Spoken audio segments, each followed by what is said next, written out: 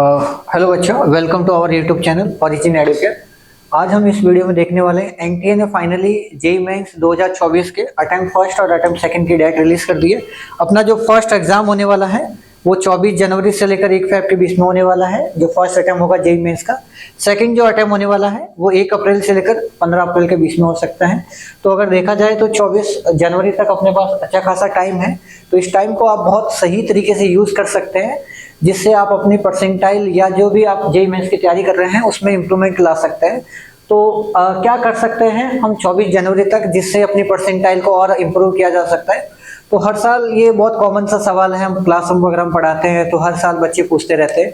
जो उनको हम बताते हैं वही हम आपको भी बताने वाले हैं कि सबसे पहला काम तो आप ये कर सकते हैं, जो कि आप मुझसे तो पढ़ नहीं रहे हैं, तो जो भी टीचर से आप पढ़ रहे हैं तो पहले तो आप उनके नोट्स देखिए और वो देखिए कि जो आपको पढ़ाया गया वो जेईई मेंस लेवल का है कि नहीं।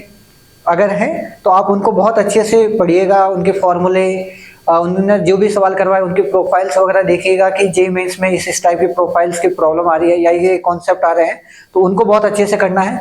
सेकंड, आप ये कर सकते हैं कि जो भी कोचिंग में आप पढ़ रहे हैं आप उनकी कोचिंग की एक्सरसाइज जो फर्स्ट है, फर्स्ट को आप एक्सरसाइज फर्स्ट जो जेईई मेंस लेवल की होती है उनको बहुत अच्छे से लगाइएगा।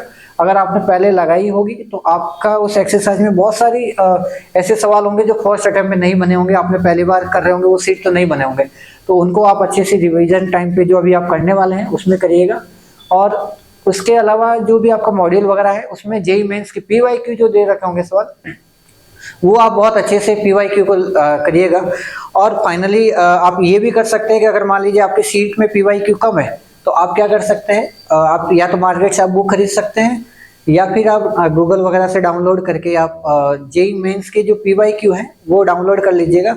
और मैं जो कहता हूँ कि हमारा जो ओपिनियन रहता है इसके लेकर कि 2015 से लेकर 2023 तक आप बहुत अच्छे से सवाल लगाएगा।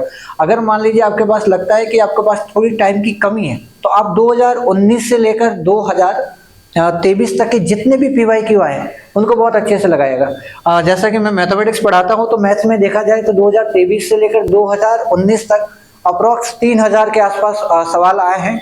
तो आप उन 3000 सवाल के आसपास अगर आप ये सवाल लगा लेते हैं तो ये मान के चलिए कि आपको जेईई मेंस का जो पेपर होगा उसमें कोई नया कॉन्सेप्ट देखने को नहीं मिलेगा या कोई ऐसा अजीबोगरीब फॉर्मूला देखने को नहीं मिलेगा। आपका सारा सवाल देखे देखे से ही लगेगा, डाटा चेंज होगा।